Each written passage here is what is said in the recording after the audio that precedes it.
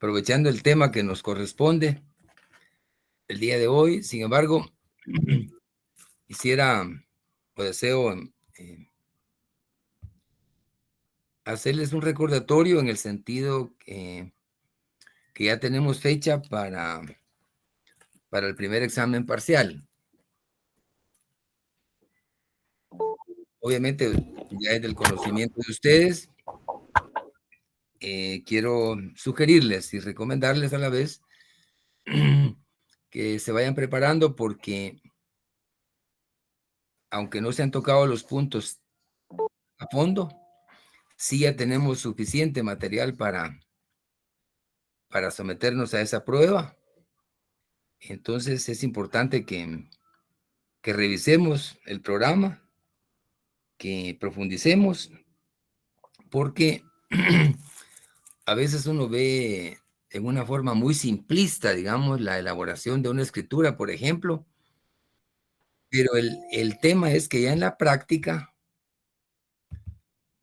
hay que ser extremadamente cuidadoso para poder darle cumplimiento a lo que las leyes establecen, especialmente, digamos, el contenido del Código Notariado y obviamente el Código Civil, ¿verdad? O el mercantil, dependiendo lo que se aplique. Es cierto que, aunque haya experiencia, eh, siempre a veces se cometen algunas imperfecciones o algunos errores, y el inconveniente es que hay cuestiones que son subsanables, pero hay algunas que sí se complica, digamos, por la responsabilidad que se adquiere al no actuar con diligencia. Recientemente les comparto una experiencia personal y que, por cierto, no es la mejor porque fue un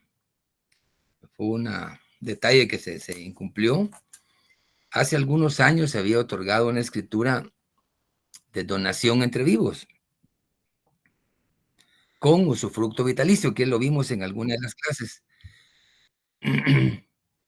Pero la persona a quien le habían donado el bien se puso de acuerdo con un pariente y lo cedió. Evidentemente, digamos, se tuvo a la vista el testimonio de la escritura inscrita a nombre de la persona que donó.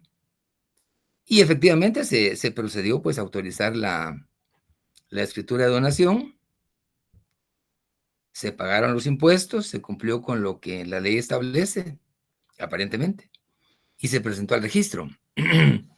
¿Cuál fue mi sorpresa? Que cuando habían transcurrido los días que regularmente le sugieren a uno que espere, aparecía suspendida. Al verificar las causas de la suspensión, era obvio que la suspendieran, porque originalmente se otorgó con usufructo vitalicio. Pero ese contenido estaba en la escritura originaria, la que permitió dicha donación. El no tomar en cuenta que eso acarreaba una anotación en el registro implicó que se suspendiera. Afortunadamente, eso es subsanable.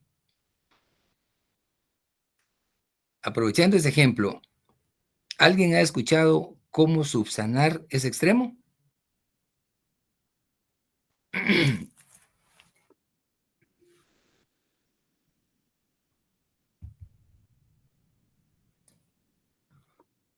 ¿Alguna joven ahí que nos No, ilustre? Lick.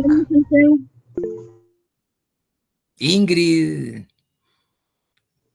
No, licenciado, Eugenia. primera vez que lo escucho. No, ¿verdad? No, pues, con franqueza yo les comparto, digamos, la experiencia y que es algo que se ha venido dando así, entre otras formas, pero lo cierto es que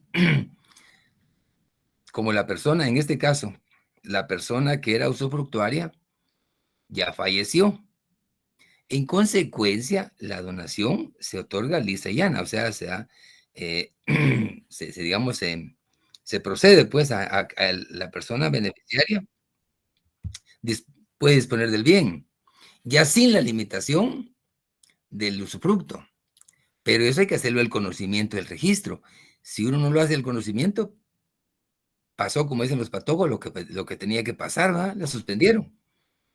Entonces, ahí lo que se hace es, se prepara un memorial,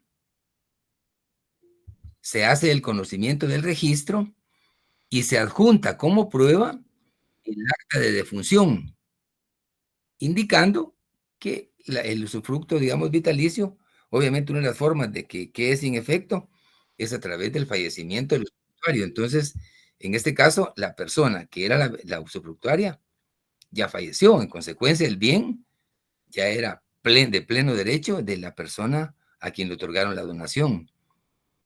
Pero como no se hizo en su momento, fue objeto de suspensión. ¿Cuál es la lección ahí? Pues ser más cuidadoso, ¿verdad?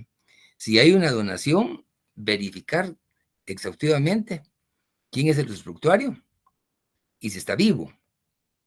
Porque si está vivo, cualquier movimiento que se desee hacer o que se necesite hacer, se tiene que contar con la anuencia de dicha persona. Sin la anuencia no opera ningún procedimiento, aunque sea administrativo, ¿verdad? Esa es la ventaja de otorgar una donación con usufructo, es decir, que los beneficios que se obtienen del bien, por ejemplo, una renta, siguen siendo para la persona usufructuaria, ¿verdad? Pero les comento esto porque es un caso muy concreto, muy real, y que afortunadamente pues tiene solución. Pero mientras tanto se pierde tiempo porque se tiene la expectativa de retirarlo, después hay que ingresar a un memorial y obviamente y también asumir algunas consecuencias financieras porque eso implica que vuelvan a conocer el tema para que lo resuelvan, ¿verdad? Y que se inscriba como uno lo pretende que se haga. Pero a eso me refiero cuando les hablo del examen porque les anticipo solo algunas ideas. Como esta es una clase eminentemente práctica, lo cual tampoco implica que no optemos por algo de teoría o algunos fundamentos, porque todo contribuye, ¿verdad? Pero sí vamos a hacer por lo menos unos 2 ejercicios dentro del examen. Y obviamente va a ser orientado al faccionamiento de escrituras públicas. Obviamente un examen de hora y media no vamos a pretender que se redacten 2 escrituras con sus obligaciones previas, posteriores, sus testimonios, especial, el primer testimonio o una fotocopia simple legalizada, no necesariamente. Pero con un ejemplo que se aborde, aunque sea parcial, tienen que ser muy cuidadosas y muy cuidadosos en la redacción. ¿Por qué? Por ejemplo, si en el cuerpo del instrumento no se dan a entender, no se explica adecuadamente en qué consiste. Por ejemplo, si hablamos de una promesa de compraventa, si las condiciones no están claras, deja de ser promesa, ¿verdad? Una compraventa, si no acreditamos la propiedad como tal, también no nace la vida jurídica, ¿verdad? Eso es en el cuerpo. En la introducción, obviamente no vamos a partir de un testamento o una sociedad, porque eso en su momento lo vamos a ver, la sociedad, y además es exageradamente extensa y es eminentemente técnica. Pero sí hay escrituras que son mucho más prácticas, que nos permiten un buen fogueo, ¿verdad?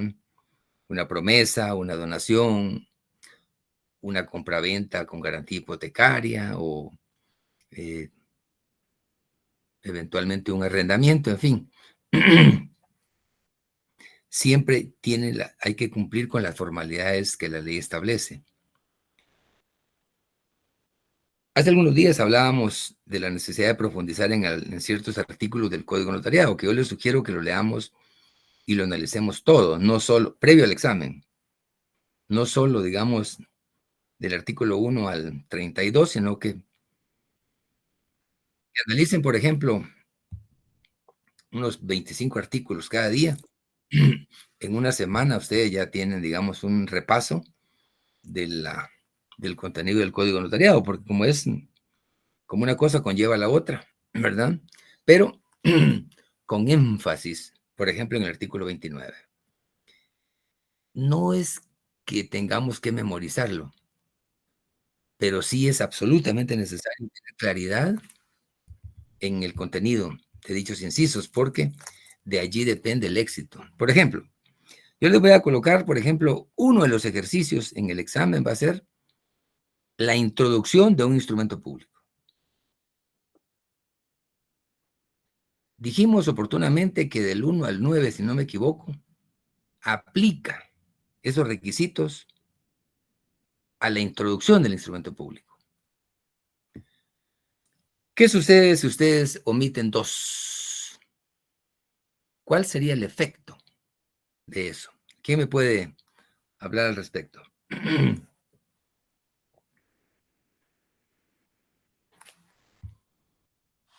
Que no nació la vida jurídica, licenciado.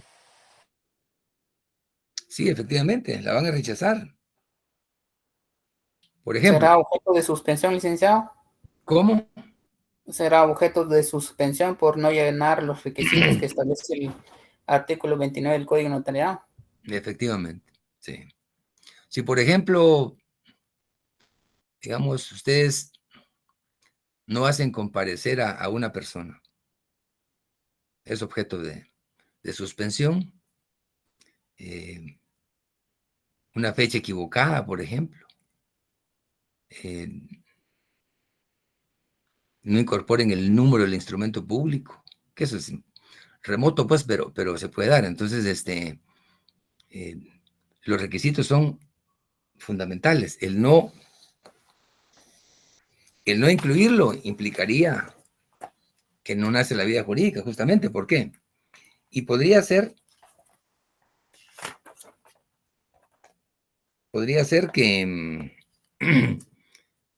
que logren subsanarlo. Pero ¿qué sucede si, por ejemplo, alguien autoriza en un instrumento público una compraventa, por ejemplo, que es lo más elemental, y se va del país y en ese proceso se queda, digamos, la inscripción del mismo? Terrible, ¿verdad? ¿Cómo se explica al cliente de que no se pudo inscribir? Por ejemplo, eh, no indican la fe del conocimiento de la persona que interviene en el instrumento. Es un requisito esencial. Eh, o un error en los apellidos, que haya contradicción. Increíble, cosas elementales, ¿no? La razón de haber tenido los documentos que fehacientemente acreditan la propiedad. Si no indicamos ese tipo de supuestos que establece el artículo, es problema, porque no podemos decir, por ejemplo, imaginémonos que el encabezado de una escritura le vamos a ponderar con 10 puntos. Imaginémonos. Pero el encabezado está malo. ¿Cuántos puntos creen ustedes que podríamos ponderar? 9. ¿Cuánto? ¿Cuántos 9, puntos? Lick. ¿Verdad que no? Hay cosas que son o no son, ¿verdad? Entonces, sí es importante, digamos, tomar claridad en el tema, porque muchas veces nosotros mismos estimamos que, pero esto puede implicar, digo, si yo atendí de 10 requisitos, 5, me tienen que poner el 50%. Podríamos interpretarlo así, pero en este tema, lamentablemente sí es blanco o negro, ¿verdad? ¿Por qué? porque no es cuestión de benevolencia, sino es cuestión digamos, de aplicación de la norma y de ser asertivo en lo que estamos haciendo, ¿verdad? Por ejemplo, no atendemos adecuadamente lo que corresponde en los impuestos, nos la suspende, porque no estamos cumpliendo con la obligación.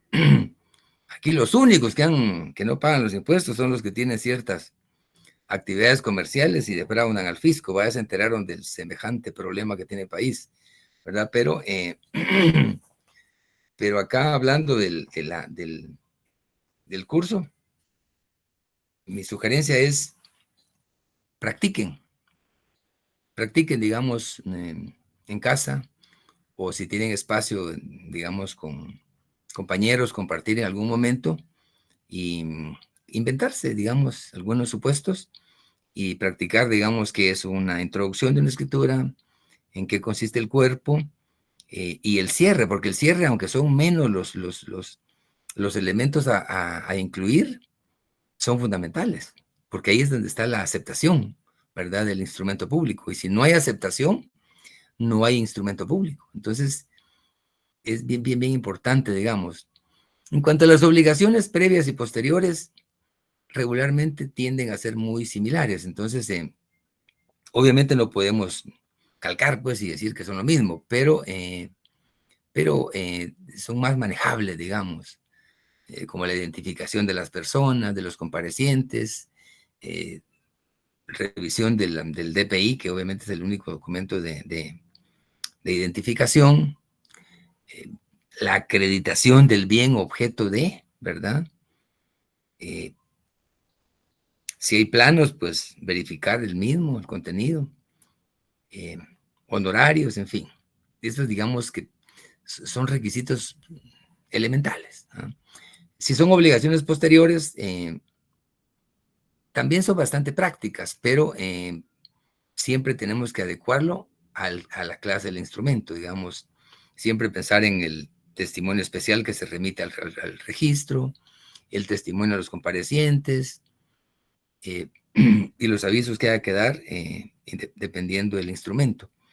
Pero les hago ese recordatorio porque los exámenes, si no me equivoco, están previstos para el del próximo mes. Entonces, tenemos El tiempo. 26 empezamos nosotros, Lee. ¿Cómo? Perdón, Nelson, decía. El 26 empezamos nosotros y su evaluación, si no estoy mal, va a ser el 5. Sí, el notarial 4 nos corresponde el 5. Ajá, así es. Entonces tenemos un poco todavía, ahí un par de semanas ahí para podernos poner pilas ahí en la preparación, ¿verdad? Bien. Solo una pregunta, licenciado. Dígame. Con respecto a lo que está hablando, con respecto a los exámenes. ¿Usted en algún momento en el examen va a preguntar la representación que se está ejerciendo? Y el otro caso, usted va a preguntar en algún examen en caso de que uno de los comparecientes no pueda firmar y que en su, ¿cómo se llama? Decirlo. En su defecto. En su defecto va a firmar a alguien, no sé si testigo. va a venir. Sí, esas son, sí, pueden ser particularidades de un instrumento en donde exige que haya un testigo de conocimiento para poder, o instrumental, dependiendo del tema, para poder, digamos, cumplir con ese requisito legal, ¿verdad? Trataremos de ser lo más prácticos posibles y no rebuscar, digamos, o complicar más, porque cuando se representa a un menor, por ejemplo, obviamente, la representación, la comparecencia tiene que ir, digamos, ajustada a dicho procedimiento, o si es un representante legal de una empresa, por ejemplo, obviamente tiene que indicarse bajo qué número digamos, partiendo de la razón establecida en el testimonio o en la inscripción ante el registro mercantil, indicar, digamos, los números que le aplican como comerciante, ya sea como comerciante, en fin, pero que esté identificado en la razón. Entonces, en ese caso sí tenemos que decir en que el folio, en que el libro está debidamente inscrito en el registro mercantil. O sea, la representación, por supuesto, que cuando implica hay que describirla tal como está en la razón del registro, ¿verdad? Entonces, sí, son particularidades que eventualmente pueden incorporarse en una introducción, ¿verdad? Porque los casos pueden ser sumamente variados, ¿verdad? Gracias, Lee. Por nada. Bien, el día de hoy vamos a abordar la forma notarial en el derecho de familia.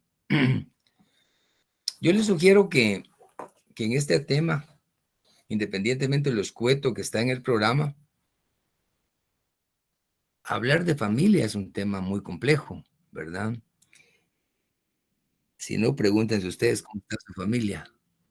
Todos nos podemos preguntar y decimos, todas las familias tienen sus propias particularidades, ¿verdad? El derecho de familia es muy interesante. Es un área que incluso muchos notarios se dedican, así como algunos se dedican al tema puramente laboral como abogados, hay en el tema de familia, hay notarios que se dedican exclusivamente a asesorar temas de familia, pero eso implica prepararse mucho más en esa área, porque es un área muy, muy sensible, pero a la vez también tiende a ser práctica, porque los juicios son vía oral, entonces tiene una normativa muy especial, y yo sí les sugiero que no solo, digamos, nos quedemos con el tema, digamos, establecido en el Código Civil, que por cierto es amplio, obviamente, digamos, toda la argumentación que existe en el Código Civil, pero es importante que le demos una revisión a la ley de tribunales de familia, porque los tribunales de familia son especializados en el tema y van ustedes digamos, a establecer conocimientos para cómo, digamos, se desarrolla un divorcio, por ejemplo, que por cierto, equivocadamente, no recuerdo ahorita el decreto que regula eso, pero algunos dicen, apliquemos el decreto, el divorcio express, por ejemplo, ¿va? El divorcio express no existe. Sí hay una normativa que tiende a facilitar el procedimiento cuando es por la vía voluntaria, pero hablar de divorcio express no es la mejor técnica, ¿va? La mejor práctica porque tiene que llenar ciertos requisitos que si no se llenan, obviamente el juez no va a avalar, digamos, en una audiencia un divorcio. Pero si es voluntario y si se es cuidadoso en todo el planteamiento de la demanda, sí se logra muchas veces con una única audiencia para poder, digamos, disolver el vínculo matrimonial, ¿verdad? Pero sí es importante ir más allá del Código Civil, porque el tema de familia es apasionante incluso, ¿verdad? El día de hoy vamos a hablar de capitulaciones matrimoniales, ¿verdad? Me gustaría que alguien nos compartiera ahí el contenido del artículo 116 del Código Civil, por favor.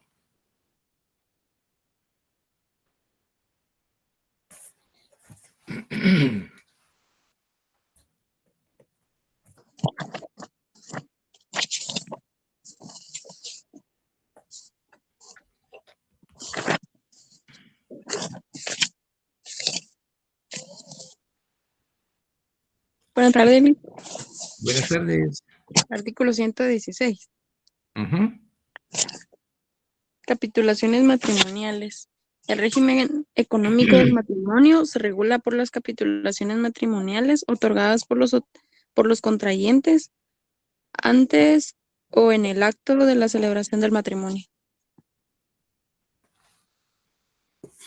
La definición es muy escueta, ¿verdad? Pero sí nos ilustra sobre lo que pretende, ¿verdad? Dice que se otorgan los contrayentes antes o en el acto de celebración, ¿verdad? Regularmente cuando hay capitulaciones, cuando se define, regularmente se hacen antes, ¿verdad? ¿Por qué? Porque es en escritura pública y además las capitulaciones matrimoniales incluyen no solo las deudas, sino que los bienes que tienen los comparecientes y se define incluso el régimen que van a adoptar, ¿verdad? Regularmente se hace antes, aunque se puede hacer, como dice la ley, en forma paralela, ¿verdad? Y para ello es importante que nosotros como notarios tengamos bien claro el régimen, ¿verdad? No el régimen de facto, sino que el régimen que establece el Código Civil económico del matrimonio. Sabemos que hay definiciones específicas que regulan el régimen que se adopte. ¿Cuál es el régimen más tradicional que han escuchado ustedes que adoptan los contrayentes? Comunidad de gananciales, Lick. Comunidad, ¿verdad? Vamos a tratar de abordar un poquito esos regímenes porque son importantes, ¿verdad? Porque cuando llegan a la notaría o cuando llegan a hacer la consulta, que por cierto actualmente no se quieren casar los muchachos, ¿verdad? Ni las jóvenes, pero sí a veces sí hacen preguntas, digamos, de cuáles son los beneficios o cuáles son las observaciones que uno puede hacer dependiendo de la inquietud. El más tradicional es cierto, es el comunidad de gananciales, ¿verdad? Y si no existe, pues se aplica subsidiariamente ese régimen, pero el tradicional es comunidad. Sin embargo, es interesante, digamos, tener claro la diferencia entre una comunidad absoluta, por ejemplo, de bienes, ¿verdad?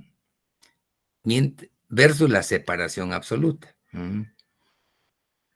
¿En qué casos creen ustedes que se da la comunidad absoluta, digamos, paralelo o en contrasentido a la comunidad de gananciales? ¿Cuál de esos de ese régimen es el que ustedes más recomendarían, por ejemplo? El de separación absoluta son los que se casan por puro amor, Lick. Esos sí se casan por amor. ¿Qué dicen ustedes? ¿Hay demasiado amor con la separación absoluta? Pues sí. ¿Amor a qué?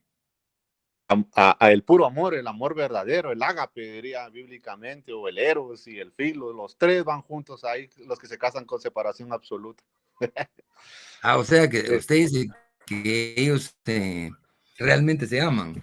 Ahí sí, Lick. Eso son bromas, Lick, es para poner ambiente en la clase. El amor a los bienes. ¿Cómo? El amor a los bienes, cada quien por sus bienes propios.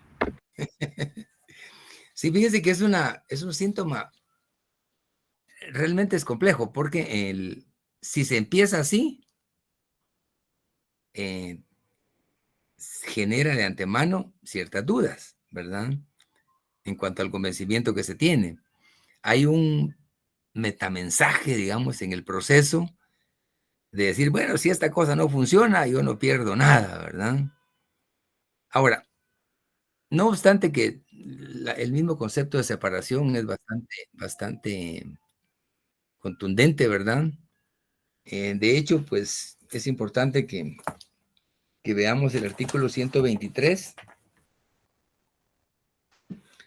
el cual nos ilustra en el sentido de que en el régimen de separación absoluta, cada cónyuge conserva la propiedad y administración de los bienes que le pertenecen y será dueño exclusivo de los frutos, productos y accesiones del mismo.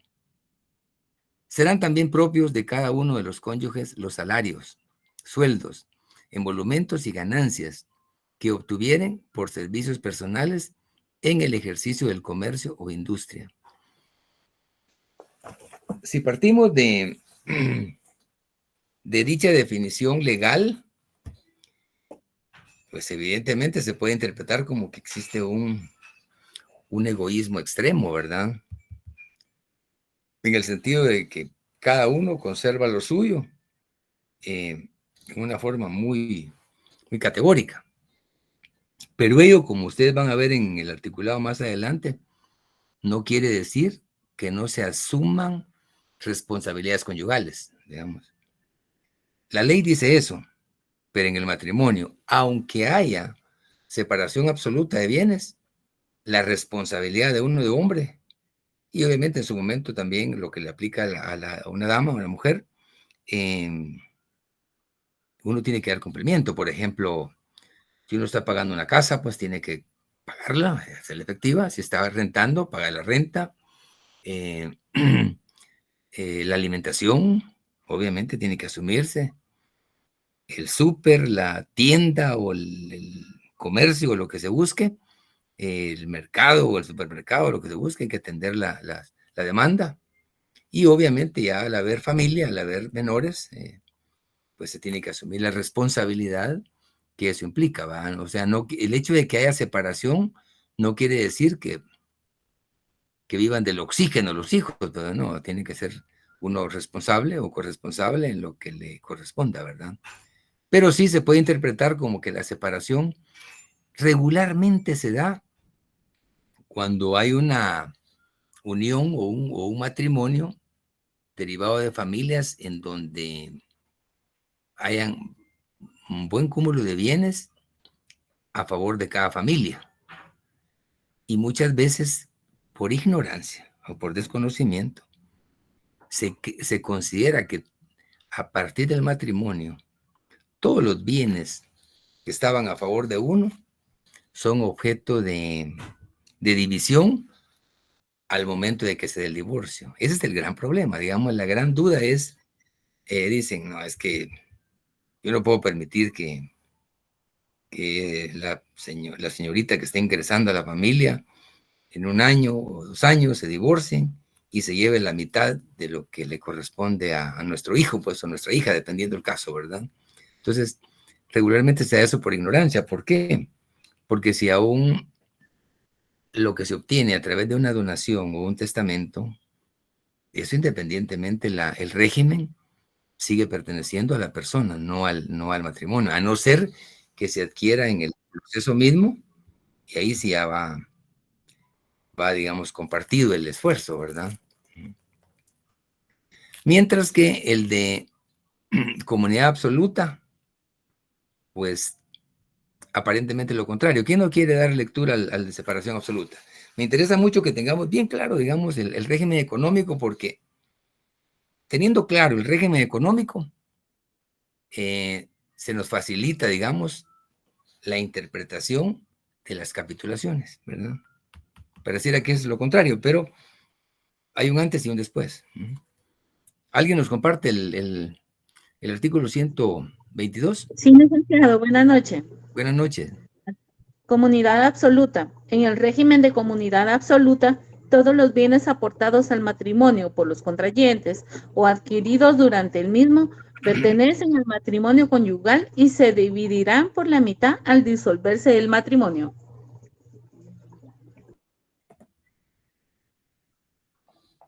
Esa es la diferencia fundamental, ¿verdad? Perdón. Te llamo en cuanto salga a la clase. ¿Tengo alguna información? Ajá. Un gusto. Yo te llamo, ¿viste? Gracias. Bueno.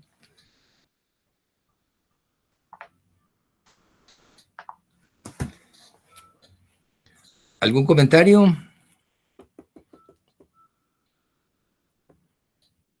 Con confianza, o sea, aquí estamos para aprender, todos estamos aprendiendo. Licenciado, buenas tardes. Buenas tardes. Le saluda Magalí. Dice, licenciado, que yo quiero saber si estoy casada por comunidad de gananciales, porque ya no me recuerdo. Y entonces, ¿cómo hago para saberle? Una certificación al RENAP. Ah, bueno. El matrimonio, y ahí va a aparecer la anotación. Digamos, ya me causó. Duda. Sí.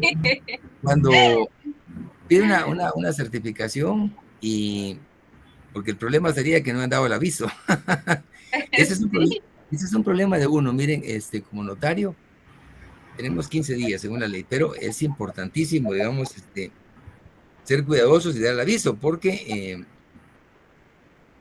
si ustedes ya en su calidad de notarios autorizan una boda, un matrimonio, puede ser elegante, puede ser muy, digamos, con muchos invitados y llama a que firmen los testigos o las personas que deseen hacerlo.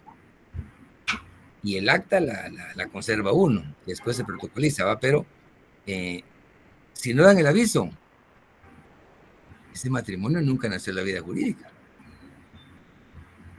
¿verdad? Entonces ahí sí está peor. Y si se da el aviso también, ¿cómo? A lo mejor estoy soltera, Alex, y entonces tengo que ir a hacer fiesta por ahí. Sí, hay que verificar, digamos, si debidamente en su momento se dio el aviso. Porque también se da otra cuestión, muchas veces por el traspaso que hubo, el traslado que hubo de los registros civiles municipales, ¿verdad? Que antes así funcionaba el registro municipal.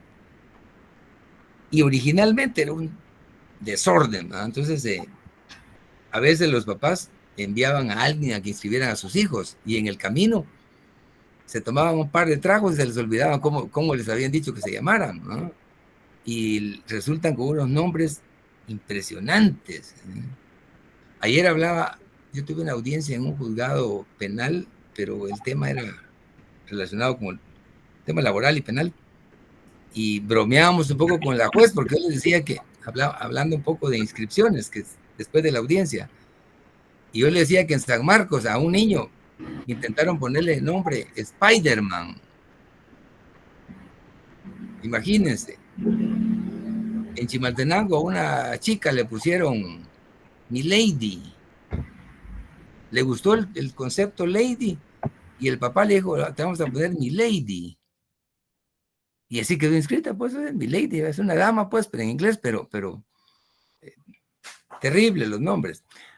Hoy sí es distinto, ¿verdad? El RENAPE es un poco más ordenado, en fin, pero sí es importante ver si está inscrito, porque también se da otro fenómeno, que a veces la casada es ella y uno soltero, o a veces uno el casado y la esposa soltera, o sea, un contrasentido, pues, pero se da. Y yo vi un caso hace como un año y que el notario sí dio el aviso, el notario no tuvo ninguna responsabilidad ahí, pero algo pasó porque ella soltera y el casado, partiendo de un mismo aviso. Imposible eso, ¿no? Pero se da. Lick, disculpe. Gracias, Lick. Lick, disculpe, en el divorcio también se tiene que dar los avisos, ¿verdad? Definitivamente, el aviso, bueno, en ese caso es la sentencia, ¿verdad? La certificación, digamos, que se pide, efectivamente, para que se haga la anotación del caso, ¿verdad? Y ya pueda volverse a casar, ¿verdad? Si no funcionó el primero, el segundo va a funcionar. Gracias, Lick. Y si no funciona, y si no, pregúntenle estaba pensando... Suri. Suri Ríos. Suri Ríos. No, estaba pensando en Sofía Loren y en... ¿Cómo se llama aquel artista que tuvo su película Cumbre como Cleopatra? La mujer más bella del mundo. En su época, sí, Liz Taylor. Impresionante, ¿verdad? Ella tuvo 7 matrimonios en línea. Bueno, no es en línea, es otro tema, pero se casó 7 veces. ¿Qué les parece? Era muy tímida, pero una mujer muy hermosa, ¿verdad? Aquí en Guatemala, algunos ejemplos hay, pero bueno. Licenciado, disculpe. Con respecto a esto, yo tengo una duda. ¿Cuál sería la diferencia en sí o las diferencias entre el régimen de comunidad de gananciales y el de comunidad absoluta? Sí, es interesante. La comunidad absoluta ingresa todo de por mitad. Repitamos el artículo. El régimen de comunidad absoluta, todos los bienes aportados al matrimonio por los contrayentes adquiridos durante el mismo pertenecen al patrimonio conyugal y se dividirán por mitad al disolverse, todos, ¿verdad? Esa es la diferencia, ¿verdad? Mientras que la comunidad ganancial dice, mediante el régimen de comunidad gananciales, el marido y la mujer conservan la propiedad de los bienes que tenían al contraer el matrimonio. Eso es lo que la gente a veces, o las personas, las parejas no saben, que regularmente se adopta el de comunidad de gananciales, pero el de comunidad no quiere decir que todo va a integrarse digamos, en lo que en la mitad a cada uno al momento de que se consolide el matrimonio o que digamos, se formalice, ¿verdad? Lo que dice la ley es que lo que tenía cada uno sigue siendo a favor de la persona. Ahora, ya en el ejercicio como tal, lo que adquieran, ahí sí es muy similar al de comunidad absoluta, ¿verdad? Porque se comparte, ¿verdad? Lex, solo una pregunta. Disculpe, Lick, solo Bien. para hacer esta aclaración. No sé, para el compañero Chen, para que quede un poquito más claro y para todos también. La comunidad de gananciales significa que las personas solteras, antes de casarse, si han hecho bienes, han comprado una casa, un vehículo, bienes muebles o bienes inmuebles, esas propiedades que hicieron con el esfuerzo de su trabajo durante su soltería, en el régimen de gananciales, siguen perteneciendo a ellos.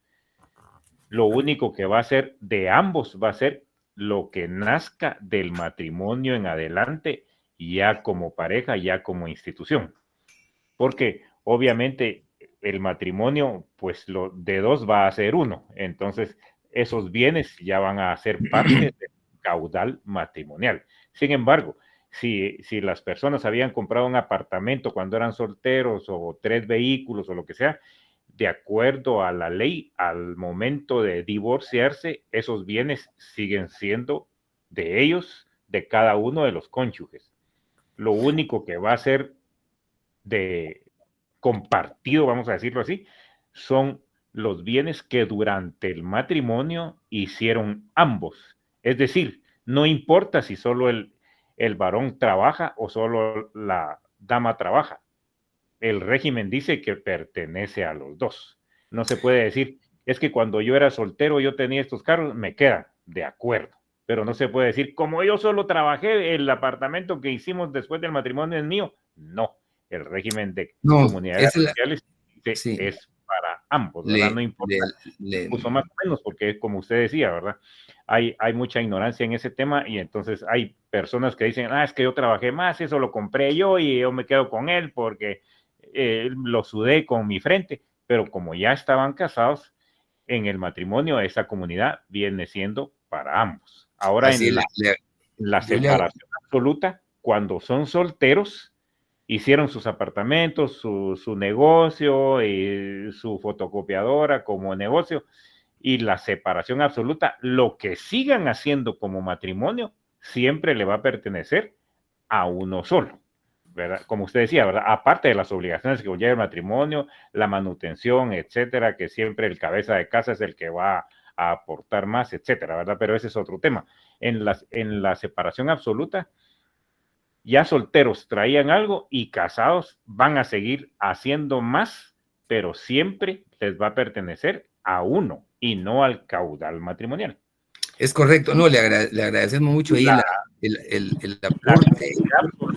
Yo traía de soltero, lo aporto al matrimonio, ¿verdad? Va a ser para el caudal matrimonial. El apartamento que yo hice en mi soltería y los vehículos, los aporto al matrimonio y la otra persona igual. Y lo que se haga dentro del matrimonio también es del matrimonio, ¿verdad? Esa es una diferencia. Gracias, Héctor, muy amable por su intervención. Esa es una diferencia muy, muy categórica. Lo que sucede es que la mayoría adopta comunidad de gananciales. Pero si se dan cuenta, comunidad de gananciales tiene una especie de reservas, por decir así, a diferencia de comunidad absoluta, ¿verdad?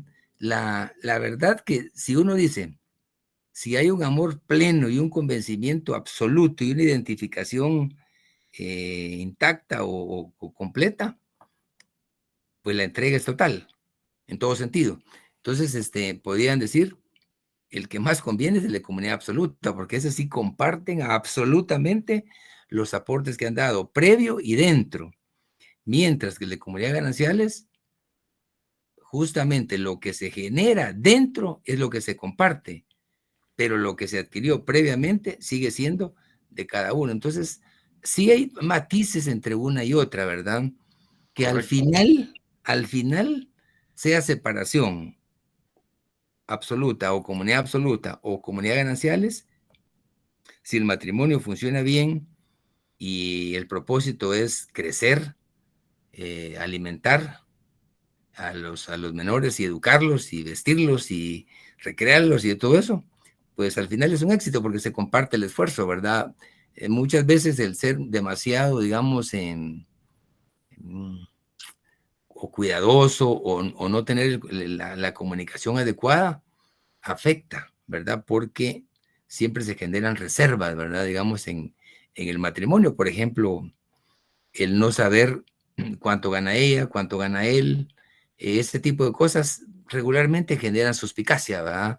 Y al final dan problemas. Entonces, y también el ser demasiado honesto en el 100%, no siempre funciona. La misma Biblia establece, ¿verdad? Que a veces el ser demasiado, digamos, elocuente u honesto, pues no siempre da el mejor resultado, ¿verdad? A veces hay que tener cierta reserva, pero en general lo importante es que haya una muy buena comunicación entre la pareja para que las cosas caminen adecuadamente, ¿verdad? Pero eso es lo importante del derecho de familia, porque si ustedes se dan cuenta o cuando ustedes ya estén enfrentando una audiencia, por ejemplo, de alimentos, por ejemplo, que ese es otro tema, pero se van a dar cuenta que la jueza o el juez, al juez no le interesa lo más mínimo a veces lo que está pensando o el papá o la mamá. ¿Y saben por qué? Porque el bien jurídico tutelado, porque el objeto del proceso es el bienestar del menor o la menor. Entonces, el juez lo que tiene que hacer es, o uno como abogado, no puede tomar una actitud, uno, digamos, de defensa extrema a favor de la persona que le está pagando sus honorarios. Tiene que ser uno ecuánime dentro de lo posible y hacer las observaciones que se considere adecuadas. Obviamente uno no le va a imponer a alguien que se exceda en su esfuerzo, pero sí uno también tiene que ser ético y ser cuidadoso y no caer en una defensa a ultranza de alguien que, por ejemplo, se resista, por ejemplo, a dar alimentos o a dar los alimentos suficientes, teniendo la capacidad de hacerlo. Uno tiene que ser muy cuidadoso y orientar a la persona en esa fase de asesoría como notario y ser lo más ecuánime posible para que haya justicia, porque el objeto no es quedar bien con él o quedar mal con ella. El objeto es garantizar el desarrollo del menor, ¿verdad? Entonces, a eso obedece cuando uno habla, digamos, e insiste, la necesidad de ser ético, porque la ética le acompaña a uno en el desarrollo de la vida. Entonces, y además, si hay un bien, un menor de por medio, tiene que ser uno muy cuidadoso, porque podría estar contribuyendo al futuro no adecuado de un menor, ¿verdad? Entonces, desde ahí empieza, digamos, la asesoría adecuada para un futuro o una futura contrayente, ¿verdad? Para que haya equilibrio y tratemos de actuar con mucha lógica, ¿verdad? Eso es lo que sucede con muchos notarios, que no le explican a las futuras parejas contrayentes las capitulaciones matrimoniales.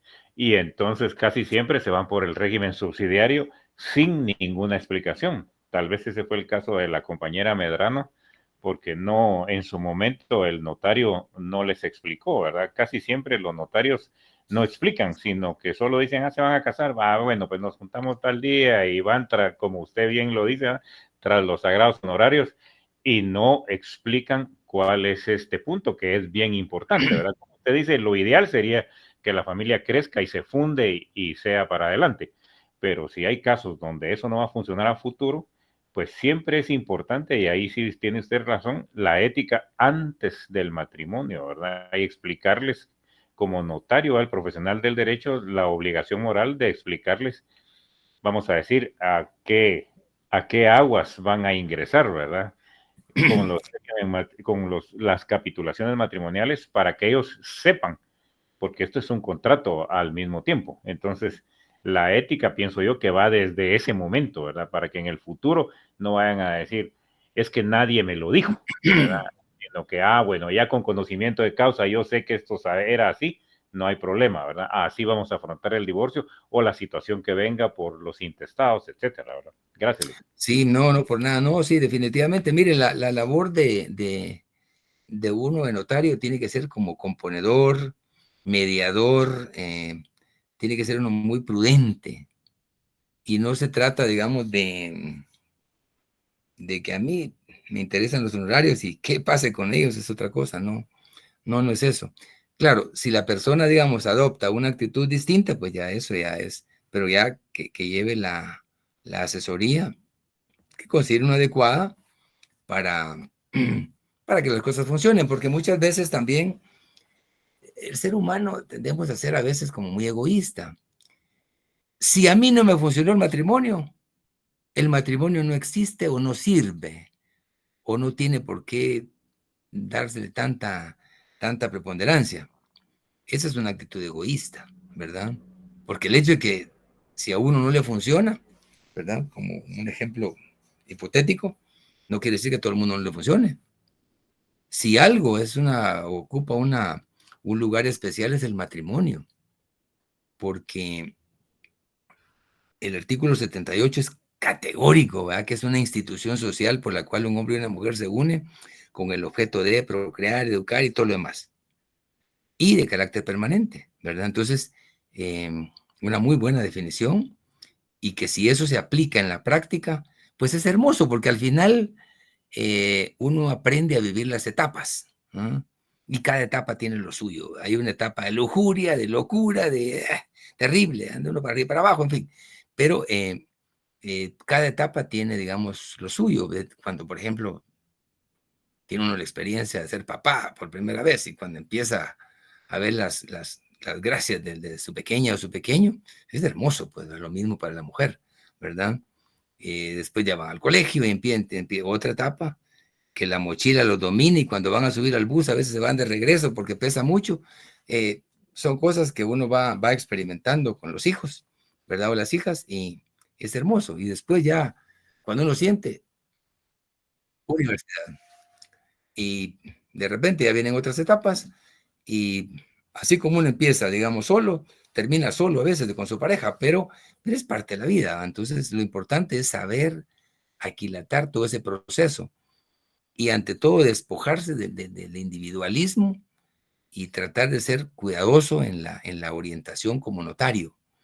Miren, para eso yo las funciones notariales sí que es algo que le acompañan a uno desde que inicia su profesión hasta que Dios le permita a uno, porque están bien resumidas, ¿verdad? Entonces, una de ellas es la función asesora, y esa función tiene que darla uno con los mejores elementos éticos o morales para que la persona, digamos, no solo se sienta, digamos, complacida, digamos, o orientada, sino que pueda uno contribuir a esas bases, ¿verdad?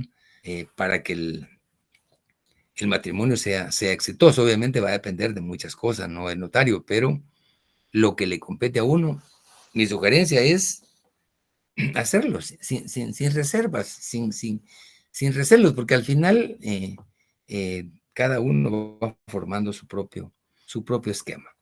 Bien, abordemos el tema brevemente sobre el que es el objeto de la clase, sobre capitulaciones matrimoniales. ¿Alguien nos comparte el artículo 116, por favor?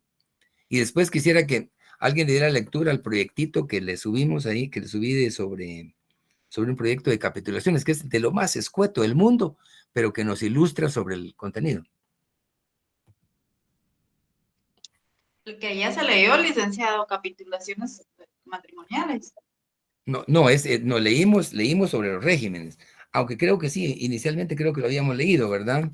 Ah, sí, ya. Sí, entonces, recapitulando, nos dice que es El régimen económico del matrimonio se regula por las capitulaciones matrimoniales otorgadas por los contrayentes antes o en el acto de la celebración. Entonces pasemos a darle lectura al proyectito de escritura sobre capitulaciones. Lo tienen en el alcance, si no, me permito compartirlo brevemente. Sería el artículo 119, licenciado.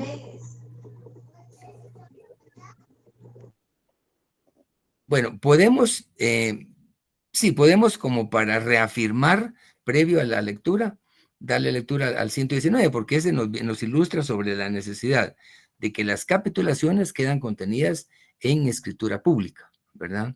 De igual manera, cuando hablemos de una liquidación, ¿verdad?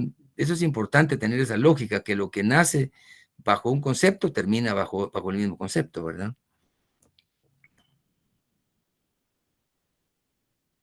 ¿Alguien nos comparte el 119? Sí, licenciado, con gusto.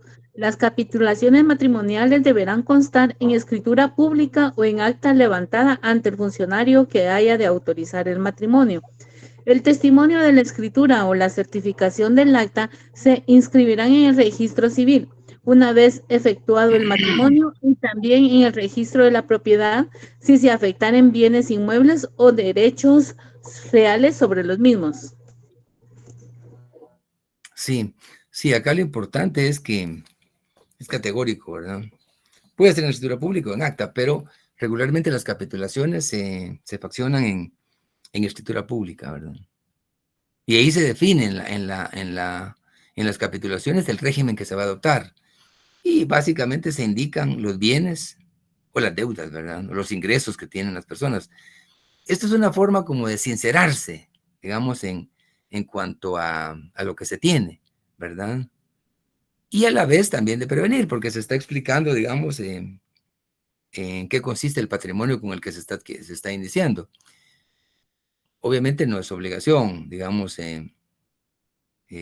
pero si no se indica, en el acta de matrimonio se indica a la vez que no se otorgaron capitulaciones matrimoniales. A veces, aunque hayan bienes de por medio, a veces no se hace, ¿verdad? Pero el ideal es hacerlo porque esto le da, digamos, volvemos al tema de ser, digamos, lo más honestos posibles con la persona con la que vamos a compartir toda una vida, pues que es lo que se pretende, ¿verdad?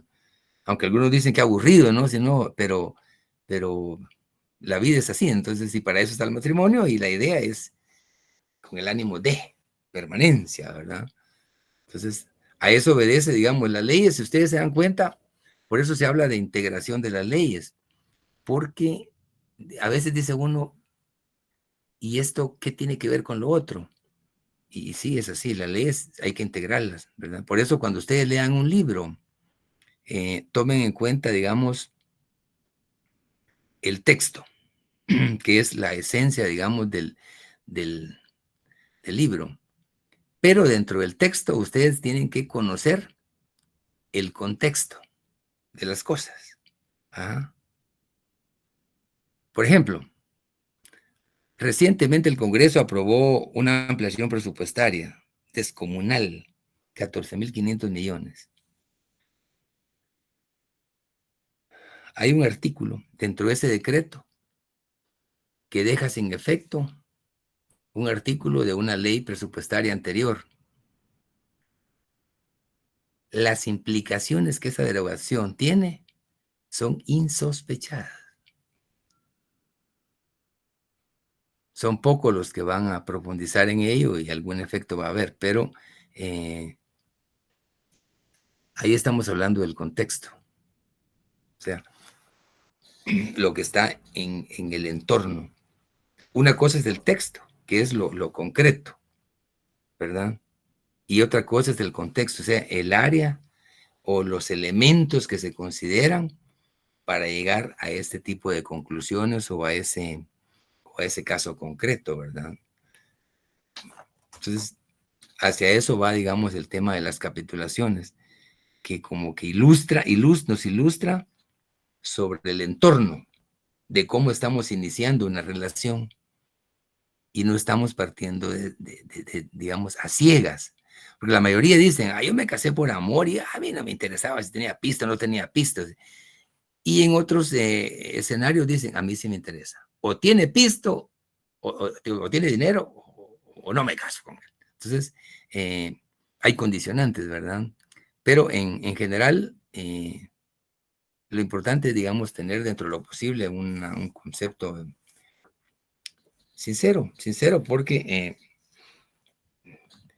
una relación matrimonial es más que seria, pues es una cuestión, digamos, de futuro, no solo de emoción, ¿verdad? Entonces, a eso obedece ese tipo de normas, que no están ahí escritas o, digamos, aprobadas en forma aislada. Tienen su razón de ser y una complementa a la otra, ¿verdad? Por eso es que ustedes a veces ven a un juez cuando emite una resolución y asocia una cosa con la otra, porque trae a colación algo para justificar o fortalecer su tesis, ¿verdad? Pero es por eso, porque una cosa conlleva a la otra. Entonces, nunca nos quedemos, digamos, en una interpretación solo con lo que dice una norma o un artículo. Hay que ver, hay que ir más allá. Hay que ver qué pretendía, digamos, el legislador, hacia dónde iba el concepto, ¿verdad? Entonces, el alcance, la dinámica.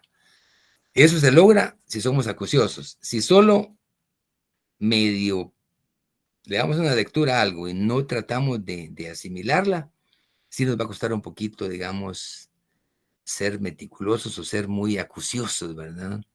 En alguna medida, porque en la medida que seamos más suspicaces y más profundos, en esa medida vamos a interpretar con más categoría las cosas, ¿verdad? Bien, ¿alguien nos quiere compartir el formato que tenemos ahí para hacer un breve análisis? Porque este es lo más escueto posible.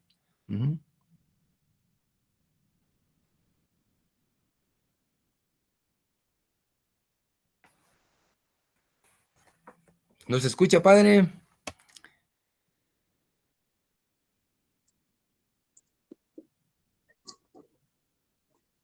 Que compartamos pantalla, Lick.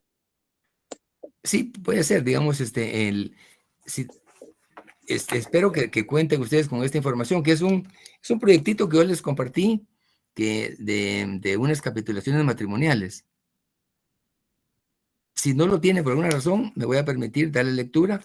Es muy concreto, muy escueto, pero que nos ilustra sobre el contenido del artículo 119 y el 117. Perdón, y el 116.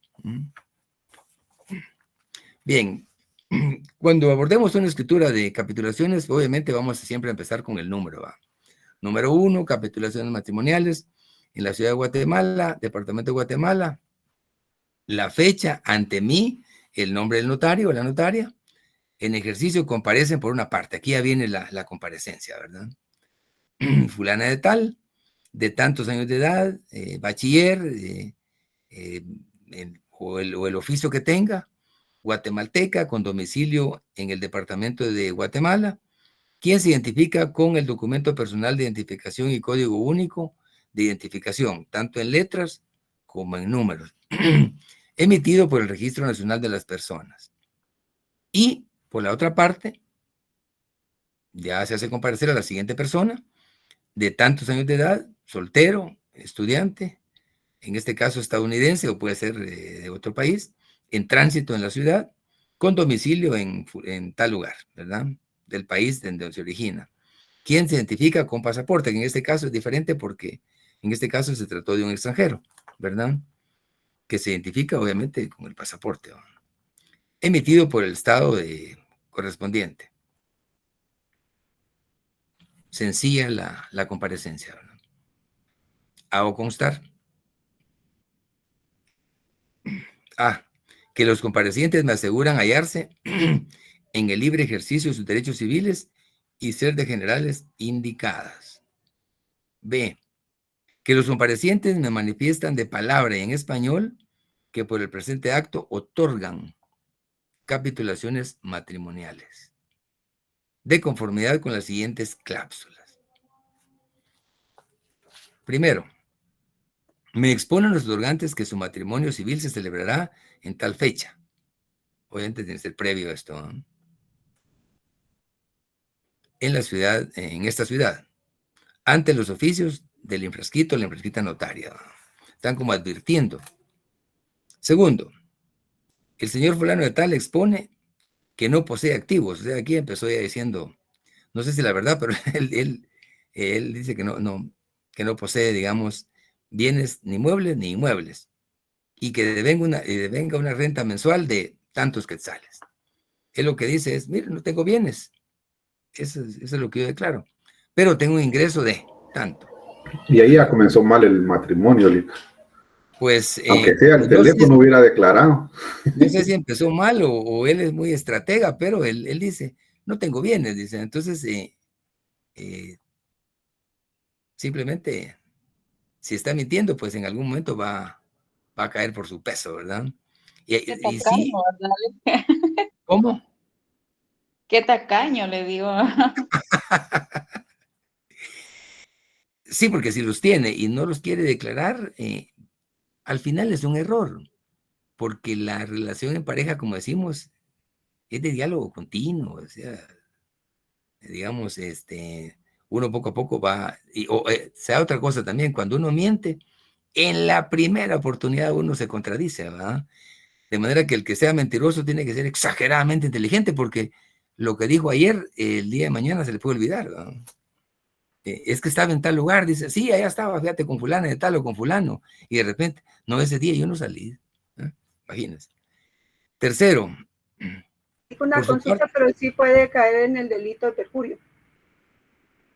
No necesariamente, porque como no está comprometido, digamos, si se hace bajo juramento, por ejemplo, sí estaría, digamos, cayendo en el mismo, pero aquí en este caso, como es un acto de voluntad, ¿va? Digamos que él dice, no tengo. Lo más seguro es que si le aparece un bien después, puede ser objeto de problemas, ¿verdad? De problemas porque ella le va a decir, dijiste que no tenías nada, y sí tenía, ¿no? Y peor si ella en algún momento dice, yo sí voy a declarar lo que tengo. O sea, ella es, digamos, es sincera y él no, ¿verdad? Puede ser objeto de problemas a futuro, ¿verdad? Lo adecuado es ser sincero, ¿verdad?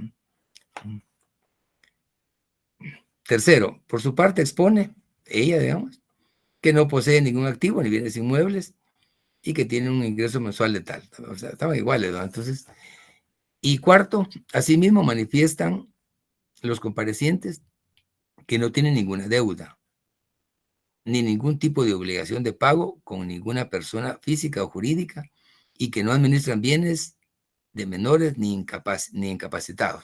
Que eso sí es importante de fondo, porque si administran bienes de menores, imagínense, tienen que ser muy cuidadosos por la responsabilidad que eso conlleva. Ahora, con el tema de las deudas, eso es muy importante. Les voy a contar aquí, digamos, en un par de minutos, qué se debe hacer y qué no se debe hacer en estos temas, ¿verdad? Previo a continuar con el cierre.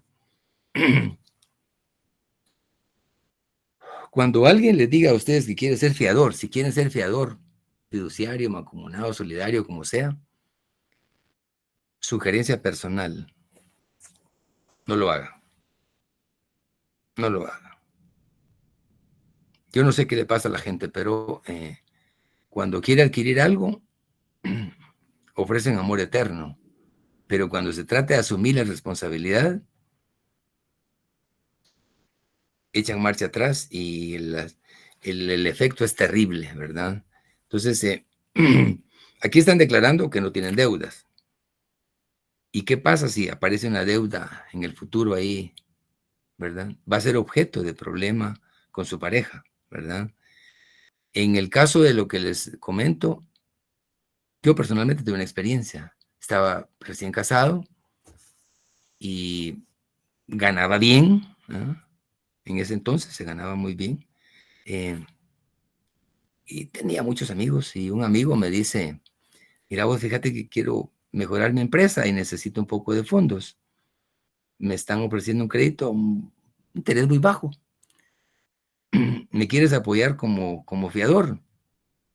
Yo lo conocía, él era un profesional ya, yo estaba cerrando, menos, estaba como en tercer año, creo.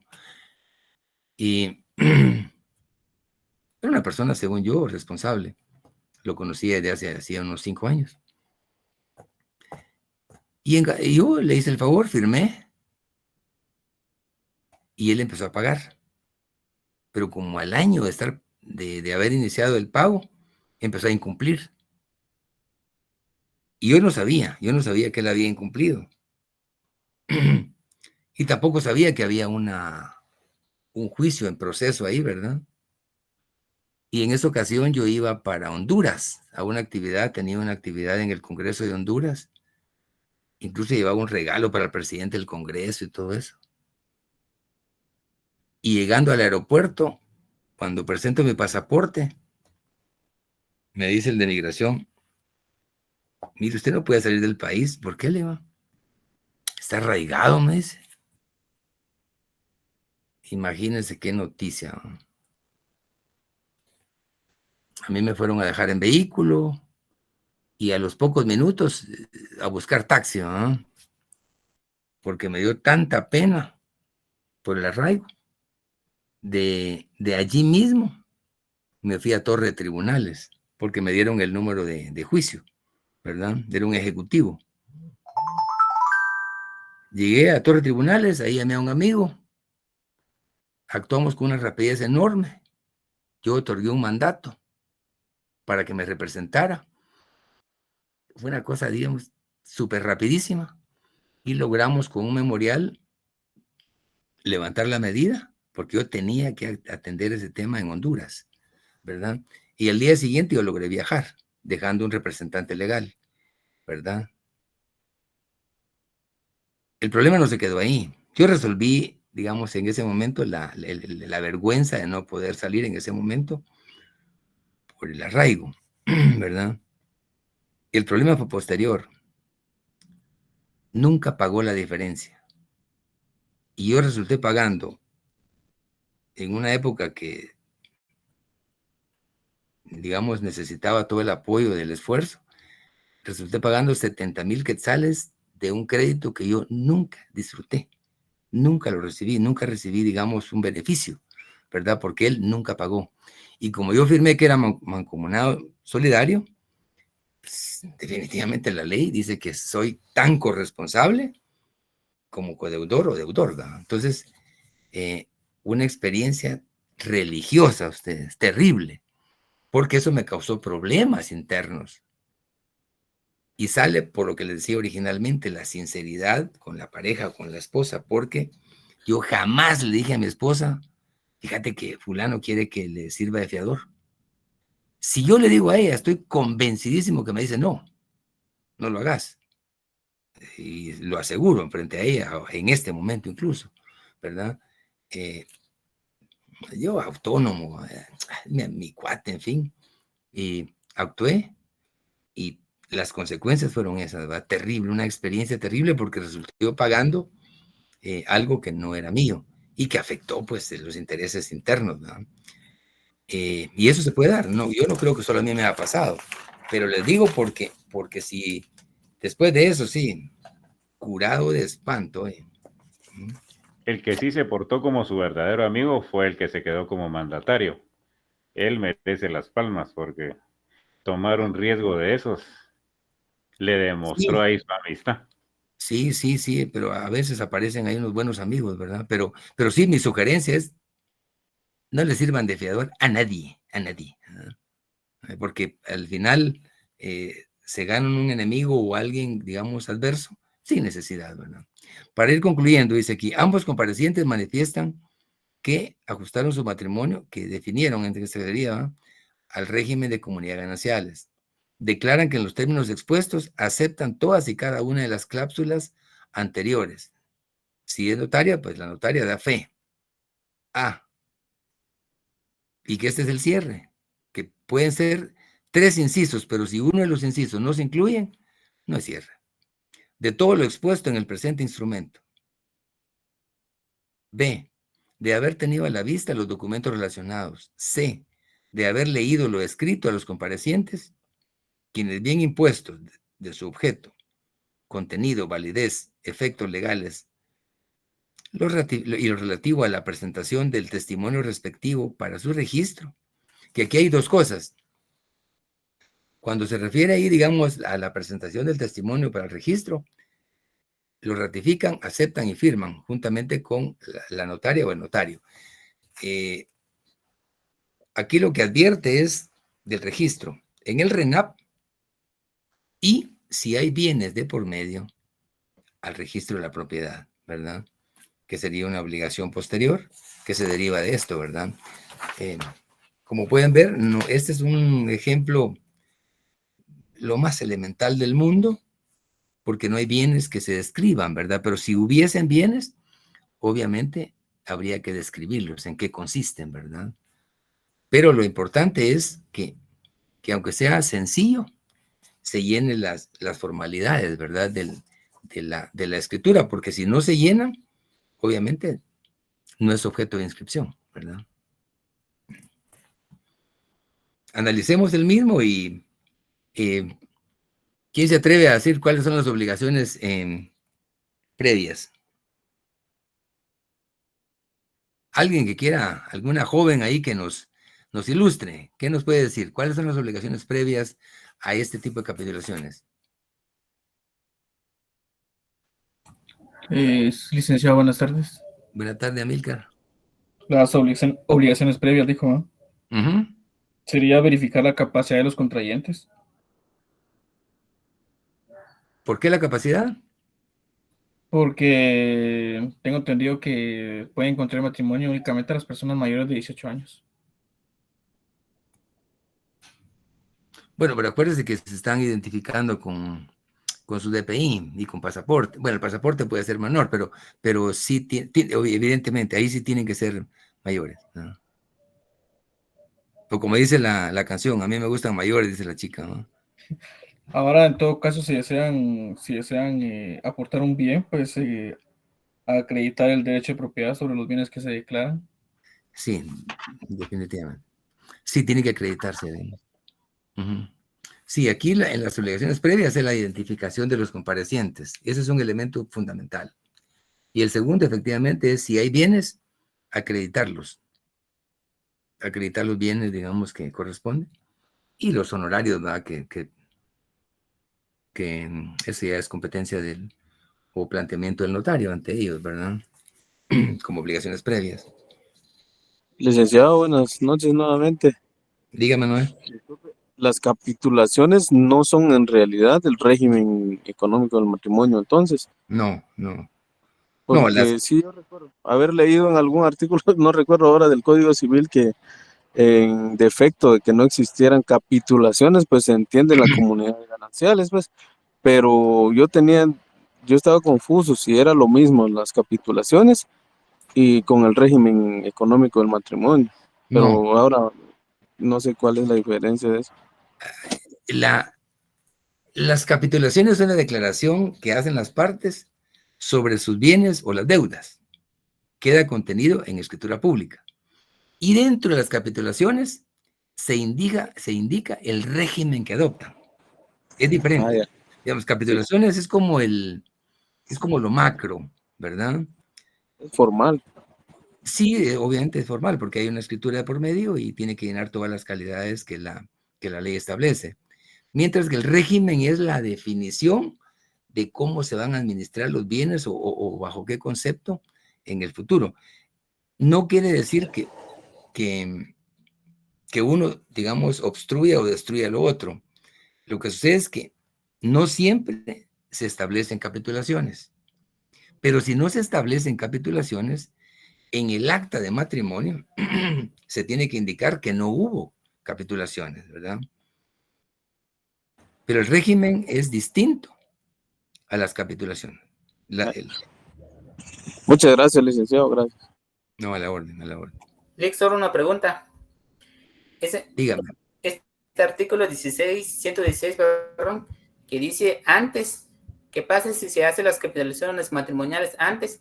el día que se casan, pues la novia o el novio se da cuenta que este no tiene dinero y ese día ya no se casan. ¿Qué pasa en ese entonces? Bueno, ahí sería una cuestión, digamos. De todas formas, hay que pagarle al abogado, Aníbal, compañero. Lo que sucede es que, no, es que para llegar a capitulaciones o a hablar de régimen es porque ya se está hablando de matrimonio. Entonces, perdón, pero si digamos se está casando por interés, ni siquiera van a llegar a ese momento, ¿verdad? Porque antes va a advertir, porque, miren, hay cosas que se pueden aparentar. Por ejemplo, uno puede aparentar que tiene un carro del año, pero a lo mejor el carro es prestado. Entonces, va a llegar un momento en que ese carro con el que está visitando o frecuentando a su prometida, por ejemplo, no siempre lo va a tener. Entonces, cuando uno miente en su momento, pues cae por su peso, ¿verdad? Entonces, o si la mujer, digamos, aparenta quererlo, la dama aparenta quererlo por algún interés. Y en la primera oportunidad que algo no le complace, pues se detecta o se, digamos, sale a luz, ¿verdad? Pero las capitulaciones, lo interesante es que sí, digamos, pone como en relieve la condición real de la pareja, digamos, bajo el punto de vista económico, ¿verdad? Pero hay quienes dicen, pero mientras haya amor, aunque no haya pista, aunque no haya dinero, pero al final no es tan así, ¿verdad? Ambas cosas son importantes, ¿verdad? Pero lo importante, digamos, ser uno consecuente y lógico, ético, digamos, y futurista, ¿verdad? Porque hay quienes también empiezan de cero y les va muy bien, y hay quienes empiezan con muchos bienes y les va muy mal. O sea, no, el dinero no es sinónimo de acompañamiento pleno, que ayuda bastante, indudable, pero digamos, la regla no debiese ser, digamos, exactamente eso. Pero tampoco se trata de que por oxígeno se quiere vivir, ¿va? Se quiere acompañar, no tiene que haber un acompañamiento lógico. Pero sí es diferente, digamos, entre capitulaciones y régimen. ¿Alguna otra observación?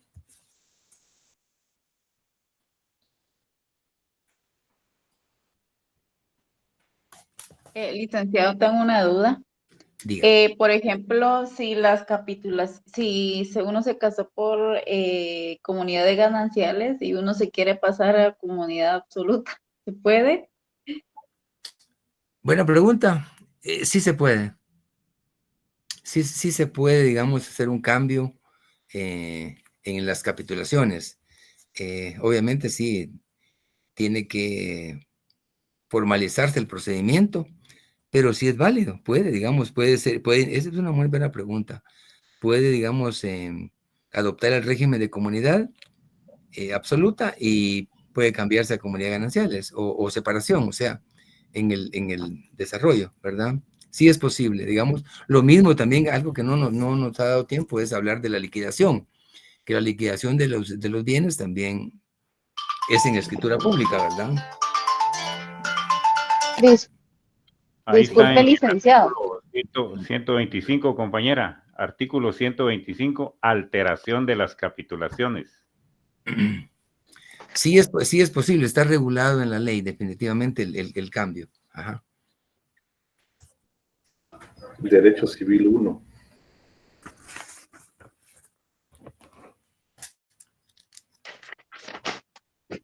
Yo por si me quiero cambiar, por eso le decía, Alec. Puede hacerlo, no hay problema. Puede hacerlo. Primero averigüe si está casada. No, es que ya no me acuerdo, ya muchos años, Lick, ya no me recuerdo. Pero sí, el notario sí me dijo, yo me recuerdo. Pero ahí tengo las fotos, ahí tengo la evidencia. La evidencia científica. Exacto. Pues, no, sí puede hacerlo, no hay ningún problema, ¿no? ¿Verdad? Ah, bueno. La ley Gracias, le faculta, claro. Bien, entonces, no habiendo más que hacer constar, se da por terminada la actividad del día de hoy. Les agradezco su atención y nos vemos en la próxima sesión. Y les recomiendo que estudien, prepárense. Hay suficiente material para preguntar y no se trata solo de preguntar. Me interesa, con franqueza les digo, que aprendamos, que recuperemos espacios, que recuperemos conocimiento, porque esos son temas muy concretos, muy reales, que no es, digamos, esto se da en la vida real, no, aquí no estamos hablando de surrealismo, ¿verdad? Ya en algún momento vamos a hablar de algunos textos sobre literatura y vamos a ver cómo están en literatura, ahí sí, vamos a hacer algunos comentarios en algún momento que hayamos avanzado más, porque uno de los problemas de los guatemaltecos, y